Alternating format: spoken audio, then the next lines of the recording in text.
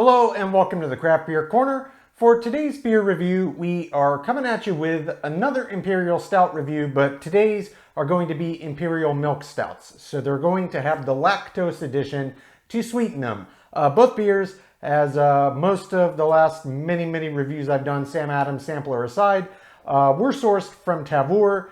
So if you still, after all these reviews, haven't checked out Tavour, I do highly recommend it. You can get your hands on the same beers I'm getting and many others. Definitely worth checking out. You can check out their app through the Apple and Android App Store, or just jump straight to their website at tavour.com. Nonetheless, today, if you've watched a lot of our videos, you probably already know at least where the first beer is from. We are jumping in and starting with Hubbard's Cave, one of my absolute favorite Imperial Milk Stout brewers of them all. Today, we are doing their chocolate and blackberry pot de crème. It's an Imperial Milk Stout, clocks in at 12% ABV, brewed with chocolate, blackberries, vanilla, and lactose. They are based out of Niles, Illinois. For beer number 2, this is a beer from a brewer I've never had anything prior, so always exciting. This is Mother Earth Brew Company's Four Seasons. This is a bourbon barrel aged Imperial Milk Stout. Clocks in at 10.8% ABV. They're based out of Vista, California, and this one was brewed with mint, chocolate nibs, liquid chocolate, and lactose. So two different versions of cacao, nibs and liquid, as well as mint and lactose. So this will be the second mint beer that I've had. When I first saw it, I said, oh gosh, I don't know, but I tried one, it was a porter, it was delicious. So I have high hopes for this beer. Nonetheless, I'm really excited to jump in today's review, so we're gonna do exactly that. Starting with the Hubbard's Cave, chocolate and blackberry pot de crème. That one clocks in at 12% ABV.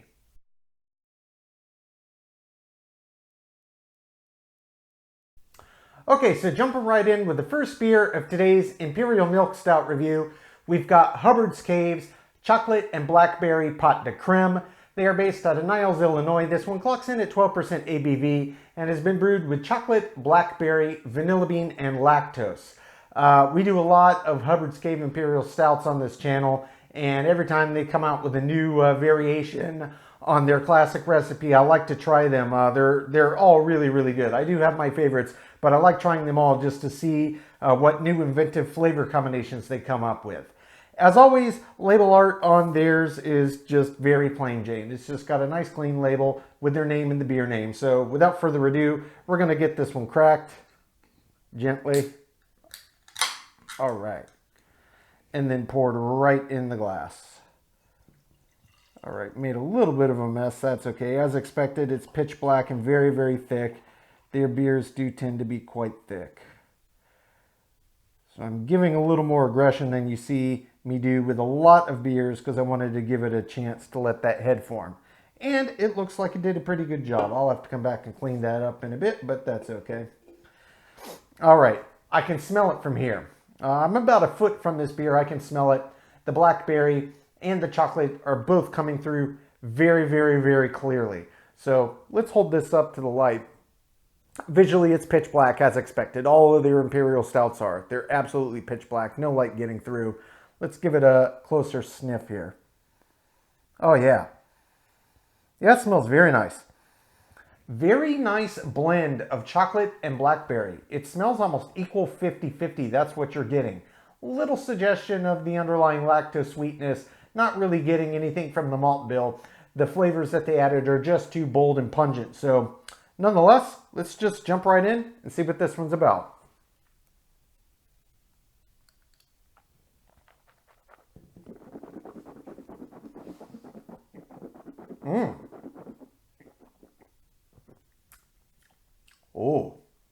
Oh, that's very nice. Wow. That's intense. The flavors are really intense in this beer. And what I picked up in the aroma with a 50-50 balance of blackberry and chocolate absolutely translates directly into the flavor profile as well. It's equal 50-50. And your taste buds just keep picking up intense blackberry, intense chocolate, intense blackberry, intense chocolate. And it really pairs well, very well together. It puts me in mind of maybe if you had a chocolate torte of some kind, and you had blackberries, or even on top or inside, or maybe a molten lava cake that you topped with fresh blackberry and just a dollop of cream. It's got that little sweetness to it from the lactose. Very, very nice. This is absolutely a dessert beer. And that's really what I think of milk stouts. They're dessert beers. They're sweeter, they're typically bigger, they're heavier, they have interesting flavors. As a rule, they don't have to. But it seems like most of them that come out do add some interesting flavors. Standard milk stouts are great. Left Hand's Nitro Milk Stout is one of my absolute favorites. It's just a classic, you know, stout with the lactose. No other added flavors. But the flavor adds in milk stouts are very, very commonplace. I would say they're much more the norm today than just a standard milk stout with nothing added. But these, especially with flavors like this chocolate and fruit and anything like that, it just adds this richness to it, this layer of flavor that pairs with the sweetness, and really does, especially in a big Imperial version like this, where it's got so much presence. It's just a big, heavy dessert beer. That's the best way I can think to describe it. It's very, very tasty. I'm going to jump in for body and mouthfeel, explore this flavor development a bit more.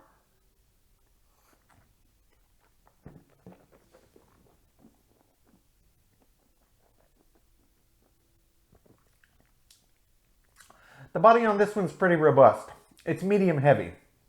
The mouthfeel on this one, it's got some resistance, but it doesn't feel obscenely thick. It doesn't feel as thick in the mouth and around the palate as you would anticipate for this ABV range, but it does have some nice resistance. But the mouthfeel is definitely less thick than the body is robust. No question about it.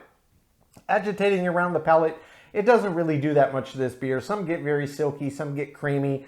Some just make a lot of bubbles and they disappear. That's what this one does. It just makes a lot of bubbles and disappears. It doesn't really add any other textural, layer to the beer at all.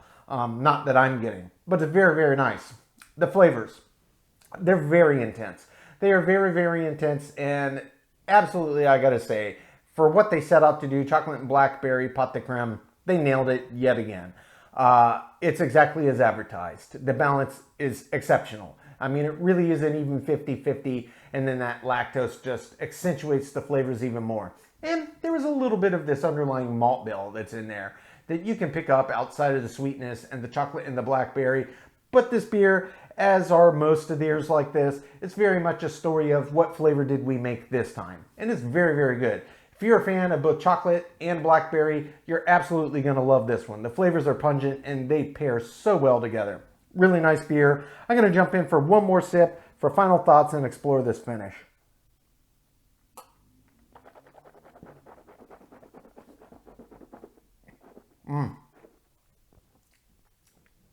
The blackberry really hits you first, and it's really intense. And then about 3 seconds later, the chocolate comes in. It's like, get out of the way, blackberry. And it's really intense. Then the blackberry comes back. Then the chocolate comes back. And then they just kind of mingle. And you're just getting an onslaught of blackberry and chocolate. And yeah, it's delicious. I don't really have anything else to add. If you're a fan of Imperial stouts, milk stouts, and flavored ones, and you like the ingredients, this is one I do highly recommend. I'm going to take my time. I'm going to sip on this, come with my scores. When we come back, we will get to the second beer of today's Imperial Milk Stout review, and that is Mother Earth Brew Company's Four Seasons, the bourbon barrel-aged Imperial Milk Stout that's been brewed with mint, cacao nibs, liquid chocolate, and lactose, and that one clocks in at 10.8% ABV.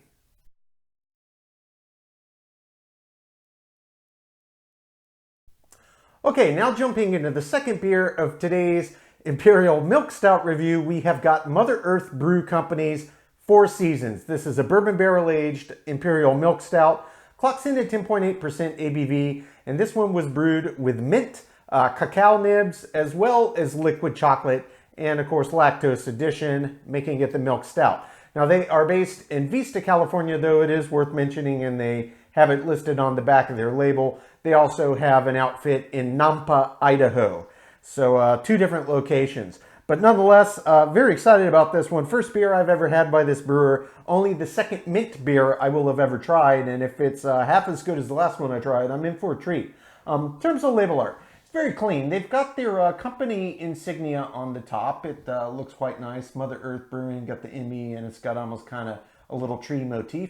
And of course, getting you in the mood, little green and dark brown. So it's fitting and making me want to jump in and get this minty goodness. So let's just get this cracked gently. And I'll see if I can pour this better than I did the last one. Okay. Pouring in. Interesting. This is not nearly as dark nor as thick as I anticipated for this ABV range.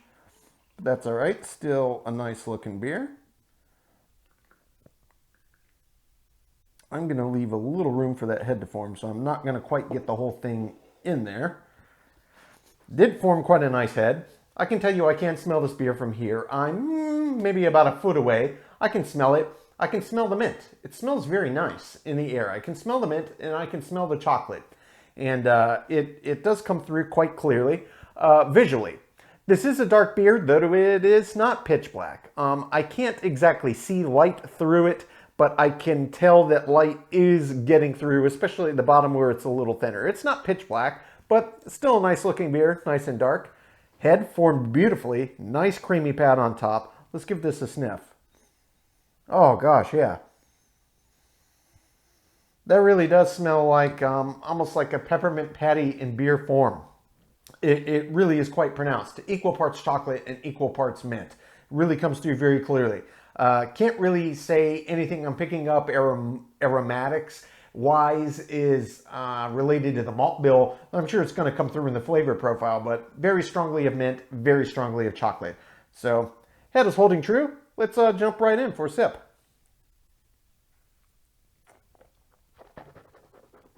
Ooh.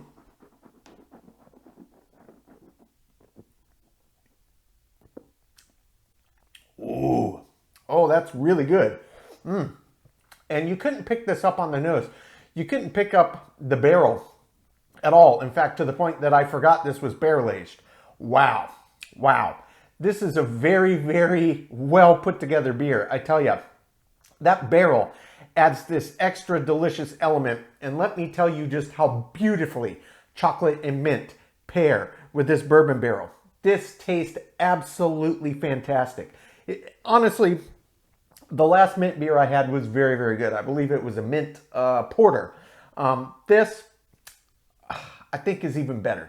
I really do. I wouldn't have thought mint in a beer, but no, I'm 2 for 2 and it pairs well. And with the chocolate, it's a wonderful pairing. But it's got this extra, extra special quality that is being imparted by this bourbon barrel. And the way that these flavors are blending is just magnifico. It really is. It really is delicious. I'm going to jump in for body and mouthfeel, think on this flavor development. Again, it's got a long finish.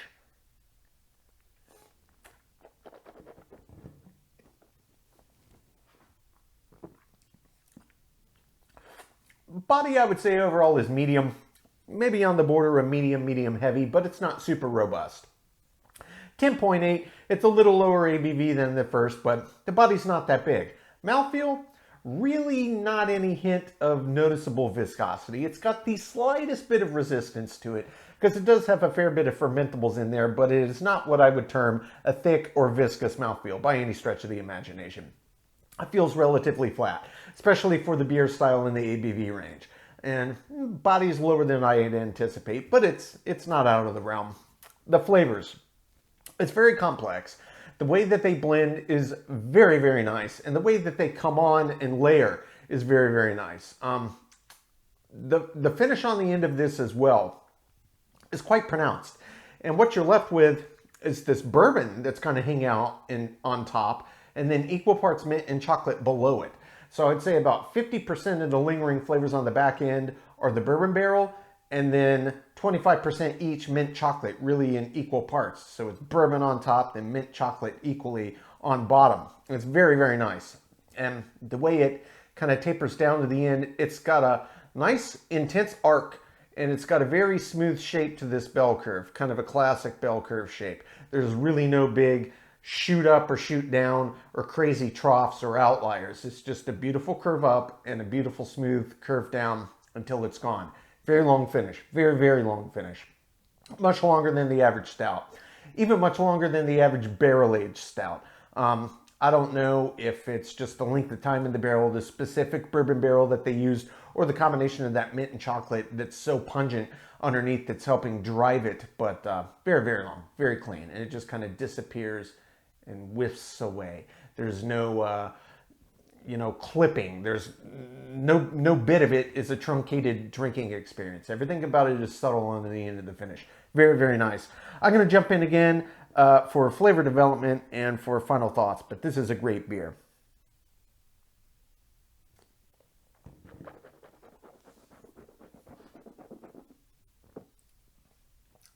First thing that hits you is just bourbon. Then within half a second to a second, it's mint and chocolate, equal parts. And they're all just boom, just intensity riding up this curve, slowly building their intensity, and then they hold there for a few seconds, and then this slow, steady ride back down. It's delicious. This bourbon barrel flavor that's coming through really, really does pair exceptionally well with mint and chocolate. If this were not barrel aged, this would be a delicious beer in its own right. But that they bourbon barrel aged it, I think this beer and the flavors could work with a different barrel, but bourbon is a really, really excellent choice. It's already got these kind of molasses-like and rich, borderline sugary and kind of vanilla undertones. And those qualities that bourbon barrels kind of impart really do pair just beautifully well with this mint and chocolate. Fantastic beer. I love it. It's very crisp. It's very refreshed. Nice long finish. It's got a lot of intensity of flavor. And the balance is just, it's impeccable. I'm a big, big fan of this one. I'm going to take my time, sip on this, come up with my scores. When we come back, we will get both beers ranked from top to bottom.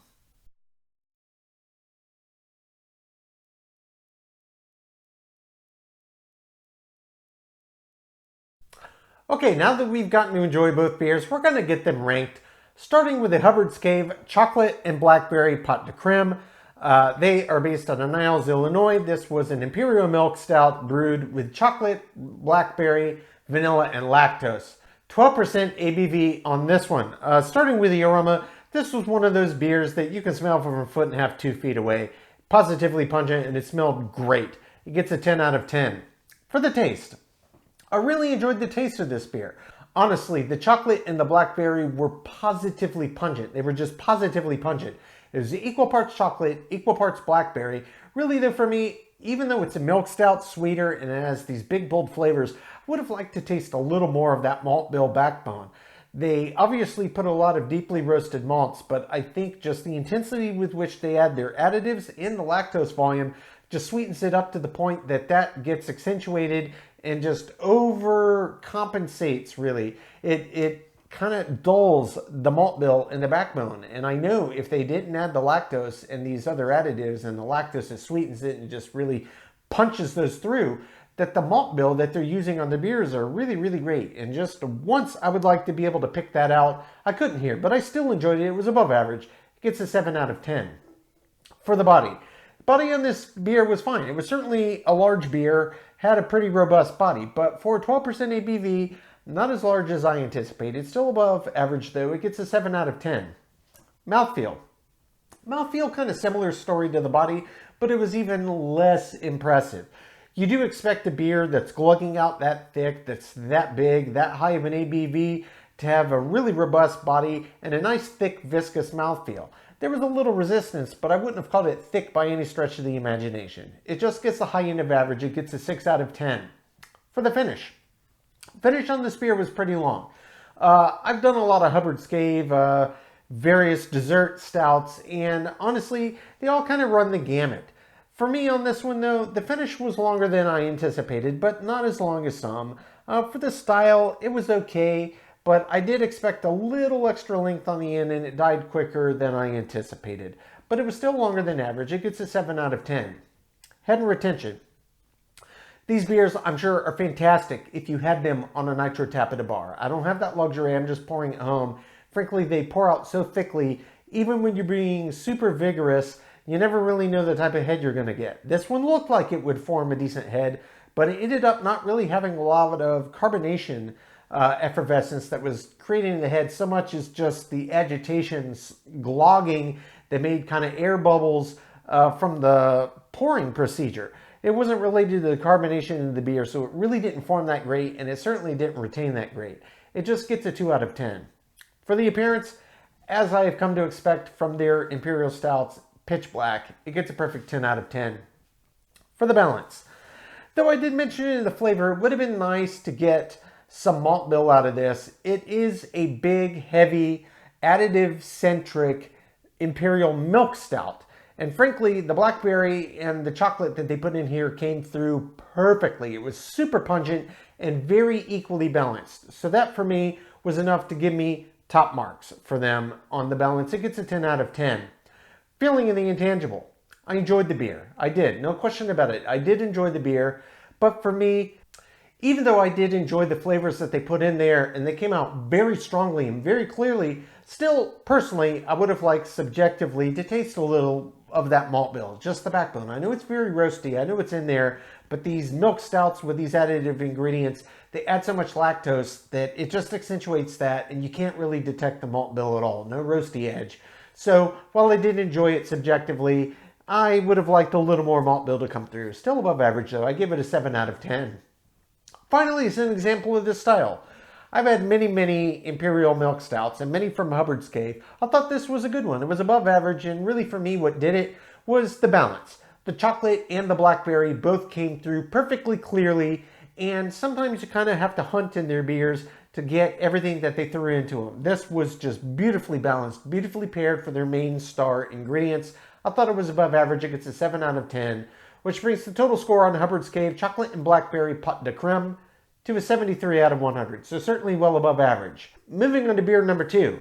This is Mother Earth Brewing Company's Four Seasons, the bourbon barrel-aged Imperial Milk Stout, clocked in at 10.8% ABV.